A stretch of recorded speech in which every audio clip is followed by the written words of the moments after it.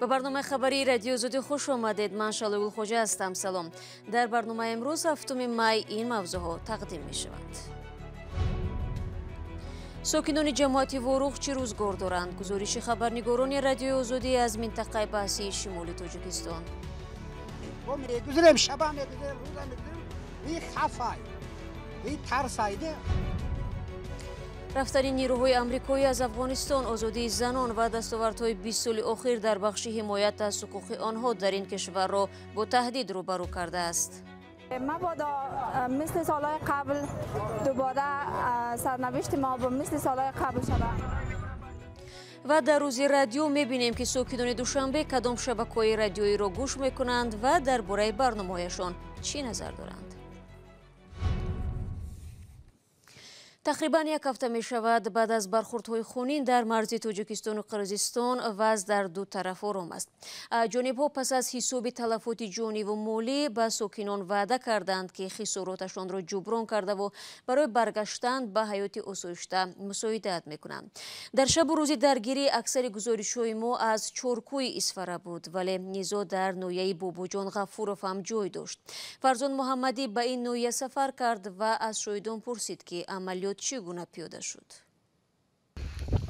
روز 29 اپریل در برابر مناقشه در منطقه مرزی شهر اسفره در ناحیه باباجان غفورov در اینجا در میدان فوتبال جماعت آبچی قلعچه نیز بعد از ظهر همان روز مناقشه شدید سر زده است.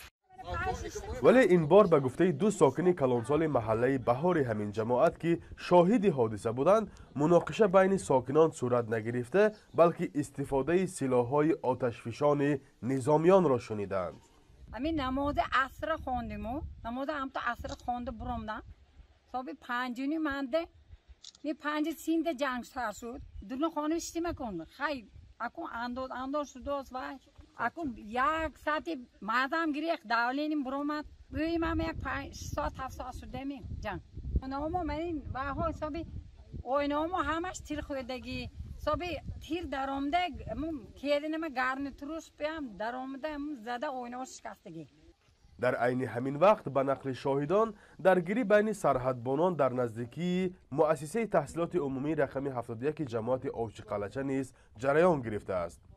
اینجا بیشتر از 400 طالب علم در دو بست تحصیل میکنند. این تیرپرانی از طرف سرحدچیان جمهوری قرقیزستان آینه ها شکستن را سر کردگی که ما خودم اپراتیو نمید در آمده برآمده اوجه معلم هاشون آگاه کردم با آگاهی کرده توانستم و ما بین یک 5-6 منوت به ما مؤسسه را ترک کردیم. با گفته مدیر مکتب در این حادثه چند ساعته 37 تیریزه مکتب شکسته، 5 در صنفخانه و دیوار و آویزه های دیواری نیز ضرر دیدند. در دالان و داخل صنفخانه ها آثار خون مشاهده می شود. مقامات میگویند از این جماعت 1 نفر فوت دیده و چند از سربازان و مردم ملکی زخم ها برداشتند. قبلا طرف قرقیزستان گفت در این منطقه بیشتر خانه، مکتب و دکان های تخریب شدند که به شهروندان قرقیزستان تعلق دارند.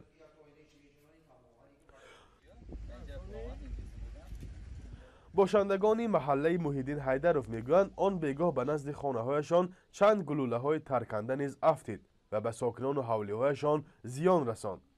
به گفته آنها منزل افراد آسایشته عمدن هدف گرفته میشد. اول درس خوندم، بعد هم که درآمدم آواز تو آمد.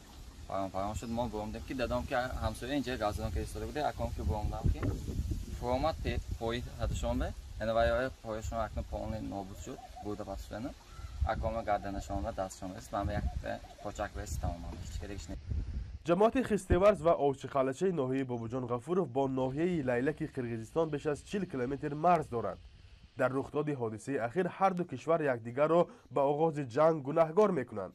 مقامات تاجیکستان میگویند در این رویدادها 19 کشته و 87 زخمی شدند. جانب قرقیزستان کشته شده های خود را 36 و زخمیانش را 189 نفر اعلام داشته است. دادستانی های کلی هر دو کشور برای پژوهش حادثه پرونده های جنایی گشوده‌اند. فرزان محمدی، رادیو آزادی، ناحیه باباجان غفورov. بینندگان عزیز، این گزارش در شکل مفصل در یوتیوب و سامانه رادیو آزادی همین لحظه ها گذاشته می شود. در ضمن سالهای اخیر در رابطه با بحث مرزی زیاد از جماعت فروخ نویه اسفره سخن می رفت. در تنش نوبتی ظاهرا این جماعت از درگیری ایمن بود. جماعت مذکور با ده ها هزار اهالی از 4 طرف در احاطه قرقیزستان مانده است و هر بار در پی مناقشه های مرزی راه بین این منطقه و باقی قلمرو اسفره از طرف مقامات و ساکنان قرقیزستان مسدود کرده می شود. همکارانمان در تاجیکستان روزهای اخیر به منطقه وروخ هم رفته بودند و از موضوعهای بحثی این گزارش را فرستادند.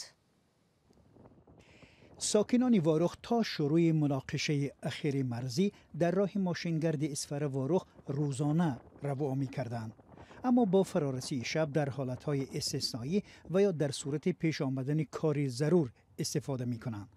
سبب اصلی پیش آمدن این حالت به تأخیر افتادن تشخیص خط مرز مشترک دو کشور و نظارت تقسیم درستی ذخایر آب در این موضع سرحدی است. با نمیترسیم، با میگذاریم، شب هم میگذاریم، روز هم میگذاریم، وی خفای، وی ترسایده.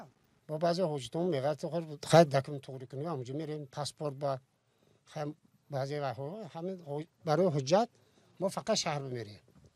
برای حجت توری کردن راه ماشینگرد از موضعهای قرقیزستان عبور می کند و گاه هنگام حرکت در راه ماشین ها سنگ می زنند. اساساً بعد سالهای 2013-2014 این خطر همه وقت بود. این یکم مرتبه نه. چندین بار ماشین های ما زده همیشه شکستن. بچه‌های زخمی کارگی هم بودن. های اوضاع تیمنا خدا شکر نقض آمدیم موضوع. شکی مان کردگیش نه. قسمت زیادی اهالی واروخ به خواجگیداری مشغول هستند. اصلا به باغداری و چارواداری و کشت مشغول می باشند. از 38 هکتار زمین این جماعت همگی 6% آن برای کشت زراعت موافق است، اما نارسایی آب برای کشت شدیداً احساس می شود. طالب جان محکموف میگوید 5 روز زراعت خود را آب میدهد، سپس برای دسترسی به آب 2 هفته منتظر میماند که نوبتش آید. سبزار طالب جان دقیقاً در خط مرز جای دارد و علامت گذاری سرحد باید از درون باغ او گذرد. قبلا وی چاروای خود را در همین جا میچرانید که در سال 2014 رسما موضع مرزی شناخته شده بود، اما حالا وی میترسد وارد این موضع شود. قریب که همین بالا چراگاه ها ما استفاده میبردیم، خیلی قرقیزوان هم بودن و یکون خیلی وی نبود. خیلی مولد میچراندیم یا ایزی میفردواریم یا آمده بیملو آب میموندیم که کار میکردیم، هم خیلی وی بود. این موضع در لبه دریای کرفشین قرار دارد و از دریای اسفره سرچشمه میگیرد، اما حالا آب ندارد. برای آنکه این مسئله حل خود را پیدا کند باید منافع یکدیگر را احترام کرد، میگوید غفور جورایف. در حل مسئله راه از واروخ تا به اسفره با مشورت با همسایه ها باید یک راه بدون دهات قرقیزنشین درست کرد. همچنین یک طرح وجود داشته است که بر اساس آن 7 کیلومتر راه ساختن لازم بود ولی عملی نشد. از روی شرطنامه 2014 من خود با خبر هستم، باید از بالای محله تاجیکان و بقیه جمعیت اقصای راه مستقلی 7 کیلومتری اقصای ساخته شود. امروز پس از مناقشه زندگی در واروخ به حالت معمولی برگشته است، میگویند ساکنان آن.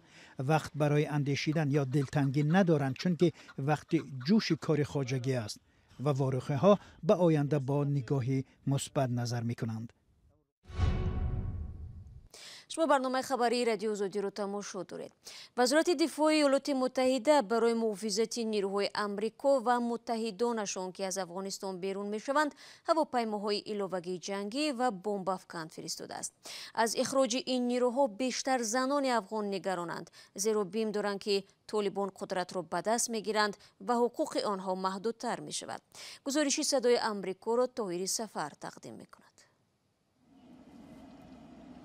امروز یک روز عادی دیگر برای نور احمد در کابل است. او پیراشکی و سمبوسه میپزد و برای افطار به مردم میفروشد. نور احمد پروا ندارد که کدام نیروها میآیند و میروند. بار ما کدام تاثیرات نیست.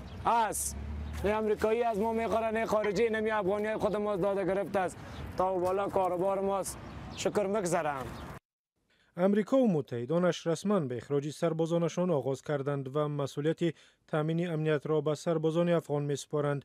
بعضی‌ها مثل احمد پروان ندارند، ولی اخراج این نیروها جمعیت بزرگی کشور را تکان داده است.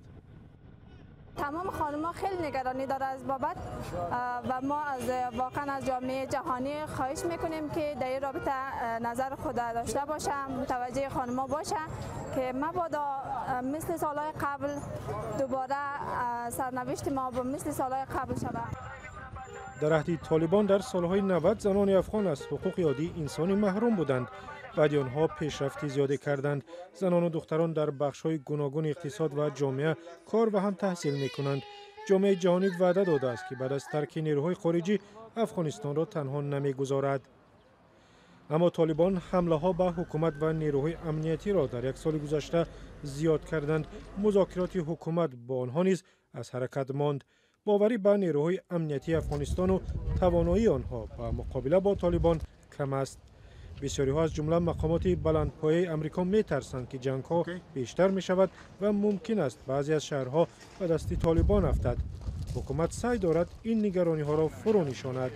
هفته گذشته به خبرنگاران پایگاه نیروهای مخصوص افغانستان و هنری جنگیشان را نشان دادند.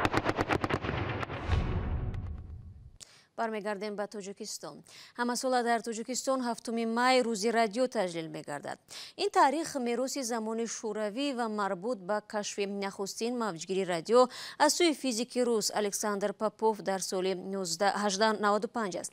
در تاجیکستان فعلا 32 رادیو عمل می‌کند که از این 10 تا دولتی و باقی مانده خصوصی میباشند.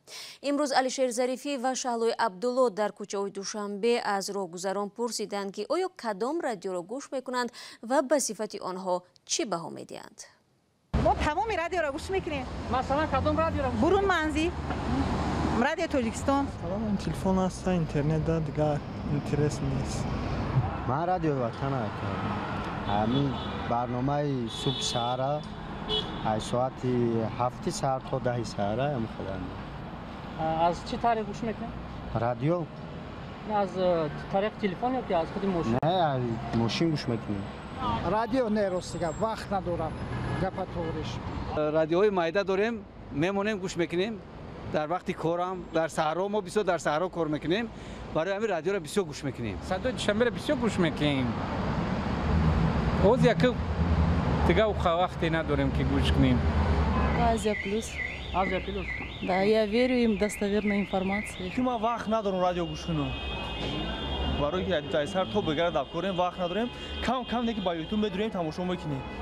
همین پیش از خواب رفتگیم آرام میشم همه با گوش میکنم. ماشینم و دارم رادیو فرنگ و رادیو وطن همین همه گوش میکنم. دیگر یگان تاش. کم گوش میکنیم. کدام رادیو را گوش؟ وقت می‌مونیم رادیو رو دیگر گوش میکنیم کم. برنامه‌شون معقوله. معقوله برنامه‌شون بد نیست. همش معقوله. می‌خوایم چگونه برنامه تهیه کنیم برای شما؟ برنامه‌های آداب، اخلاق، رفتار و کردار انسان‌هایی که مثلا تماشاوی همین راه‌ها را بسیارتر روشن. در عموم با کل کارمندانی رادیو پیشروی و در کارهایشان بردباری و نطق برا برنامه‌های نغز را خواهند. با استفاده از فرصت رادیو آزادی از شما بینندگان و شنوندگان عزیز برای باوری و پیگیری ایثاری سپاس می‌کند. 15 دقیقه که در اختیار داشتیم به پایان میرسد. خبرگزاری‌های دیگر در سامانه رادیو آزادی زیر نشانی www.azadi.org گذاشته میشوند. گزارش‌های ویدیویی در آزادی ویدیو است. تماشا کنید. برایتان از آن در 2 روز آینده استراحت با فراغت می‌خواهم. شما را در هفته نو منتظر خواهیم بود. خود را احتیاط کنید و خدا نگهدارتان.